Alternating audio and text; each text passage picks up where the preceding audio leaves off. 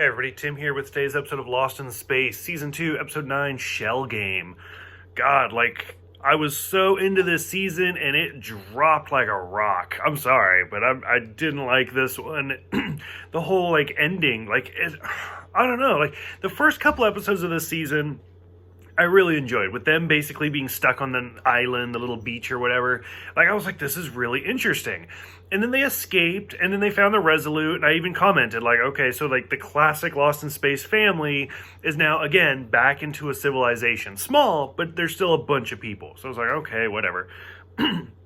There was the whole rust fungus growth thing that was eating all the metal, and again, I was into it. I was like, okay, this is going to be great. What's it going to be? It's going to be an alien virus from the robots. It's going to be something. That's what the robots are scared of. Who knows? Nope, didn't do anything with it, just wiped it out with the ammonia planet. So I was like, okay. And then to come to this, after Maureen just had this badass, mutiny episode, she's stuck in a maintenance pod, and John has to save her, and now the two of them are on their own little maintenance pod adventure. And I was like, this is just weird. I'm not digging it. Robot seems to have a good character turn where he's trying to save Scarecrow. And at this point, I think everybody knows Maureen's secret. Even Will knows at this point. So I was like, okay. The point that really kind of got me is when the space whale showed up. I'm so over space whales. Star Trek, every single series has had their own space whale. Star Wars has space whales. Every sci-fi show out there has some sort of space whale. I don't like it. I'm over space whales. Alder's character development is kind of wishy-washy. When the whole thing with Maureen and Will walking through the desert, and I didn't even know who he was. I was like, okay, you're some dude. I don't even care.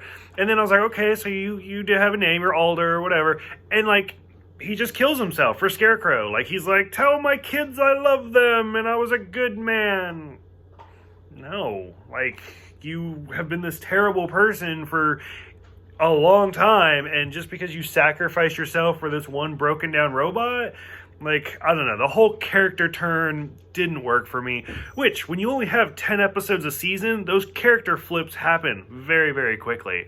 And then, of course, Robot being trapped at the end was kind of another big twist. You know he's going to be set free, you know things are going to work out, but I don't know, this whole episode, they had such good depth, and they had good speed, and everything was working, and then they just dropped it, and I was like, ugh. So I don't know. I'm really struggling now, but I only got one episode left, so who knows? Maybe there'll be a turning point. For those who have seen it, what did you think? Let me know, and I'll see you guys next time for the season 2 finale, 97.